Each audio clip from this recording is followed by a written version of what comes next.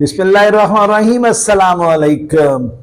तीन इडियम्स, तीनों मुख्तलिफ, तीनों नए और अच्छे इम्तहानात में सेलेक्ट होने वाले।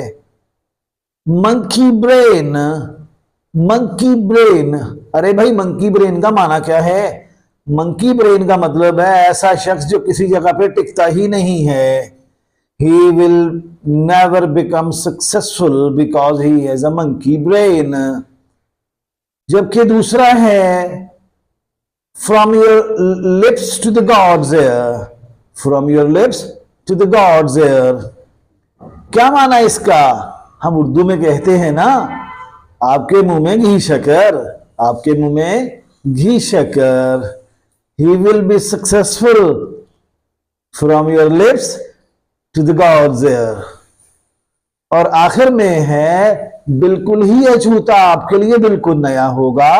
When the pigs fly, when the pigs fly। नामुमकिन काम, क्योंकि पिग उड़ नहीं सकते तो ये काम हो नहीं सकता।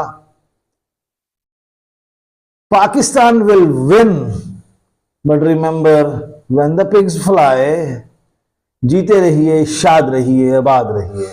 नदीम इंग्लिश स्किल्स को फॉलो, क्लिक, शेयर करना मत भूलिएगा। Thank you.